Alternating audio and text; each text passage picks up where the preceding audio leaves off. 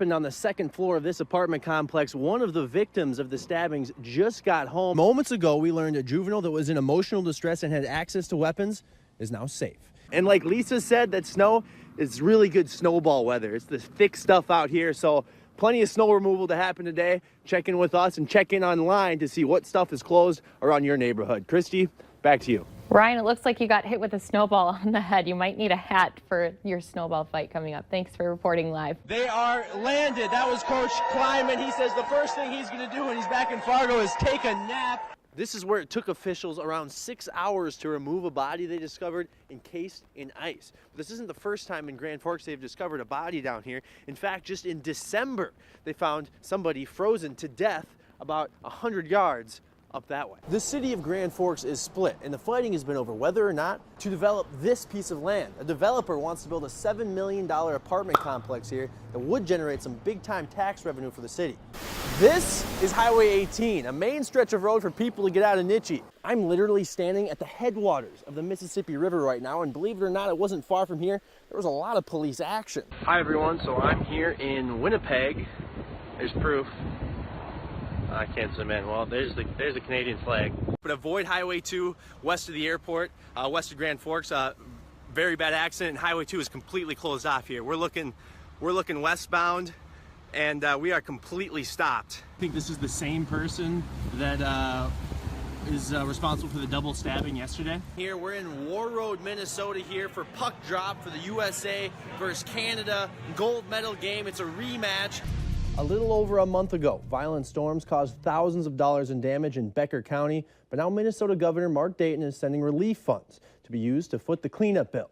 An early morning standoff ended peacefully after the SWAT team moved in on a man with a gun and a child inside a South Fargo home. This is hard. This is real hard. Red Lake. People have to respect it, and it's a powerful lake. Unforgiving this time of year. The community of Redby is shaken.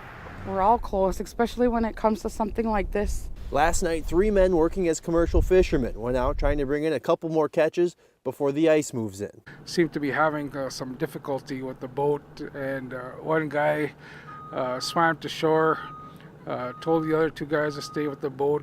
By the time he arrived to shore, noticed the boat had capsized and did not see the occupants. An example of the treacherous conditions out here, that's the truck the 3 men took out yesterday. It broke through the ice. It's been there all night. They're not worried about that. They're worried about trying to get boats out to search for the 2 missing men. We would risk our life for any one of our people on the boat. For volunteer Buffy Barrett, this search is particularly difficult.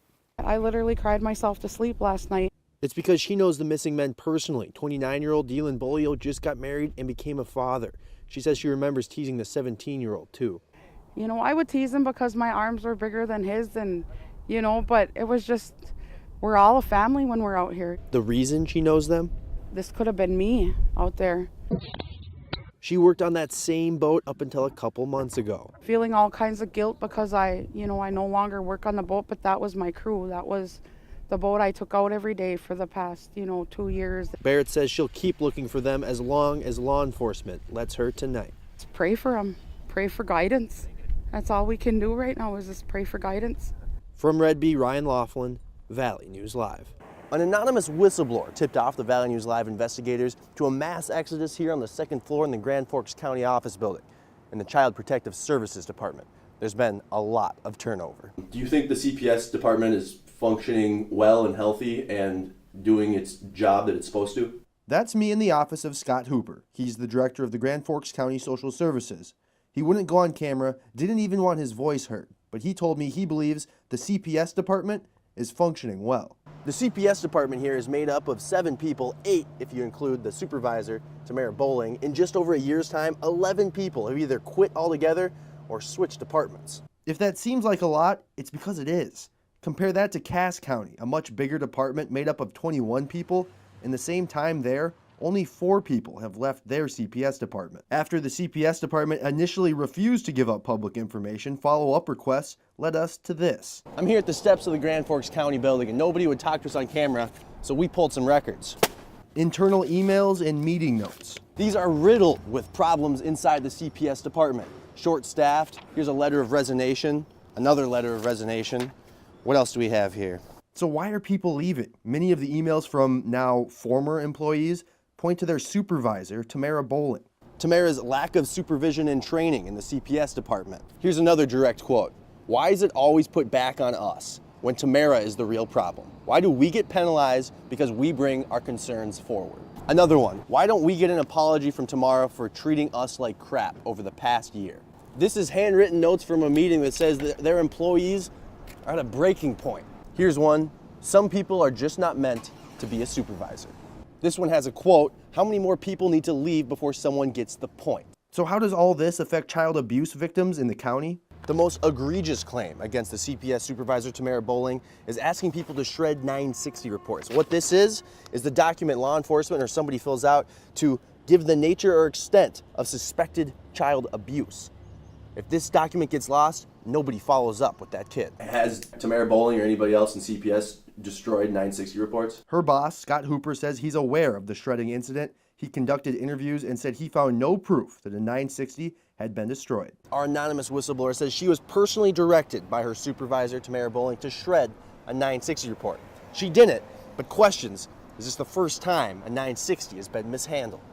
Other documents reveal more problems with how 960 reports are handled. This email details how a 960 was sent to Tamara, but didn't get to the social worker to be processed. Some cases of child abuse are so serious, someone from CPS is supposed to make contact with the victim within 24 hours. Cases that serious are called Category A. This email details how a Category A 960 was in Tamara's box, but didn't get to the social worker who was supposed to follow up with the victim until 39 hours later. And I'm wondering, are kids falling through the cracks here in Grand Forks County? Hooper says the CPS department is functioning well and they are trying to improve the workplace environment. The major question left to be answered is, are kids falling through the cracks in Grand Forks County without anybody knowing? Our anonymous whistleblower thinks they absolutely are. However, employees working here today say it's not even a possibility. From Grand Forks, I'm Ryan Laughlin, Valley News Live. Everyone knows where University Avenue turns to downtown Grand Forks is one of the hottest spots in town. You know, cheese tostadas, soup during the winter. Everybody's cold, they always want the soup. The Red Pepper. Grinder, obviously. For many, it's not just the food that keeps them coming back. A ranch with a twist to it. Nobody knows what's really in it. It's just excellent. You gotta get the white sauce, it's the best thing here. It's what Red Pepper's known for. It's a secret recipe. I think the whole town knows it's a secret recipe. It's not really it's not a secret that it's a secret, but a lot of people think they know what's in it. Roy Alexander says there's no way people have the exact recipe. Gotta use our special ingredients, love. Roy is thankful he works the day shift. Red Pepper is one of the few joints open later than some of the downtown bars on the weekend. They're all hammered, making bad decisions. He says it's then you have to keep an eye on the white sauce. We usually let a few bottles out at a time, and the next thing you know, you see someone run out the door with it. You actually see people? Oh, yeah.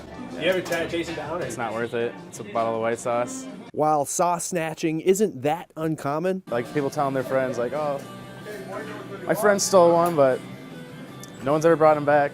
until now.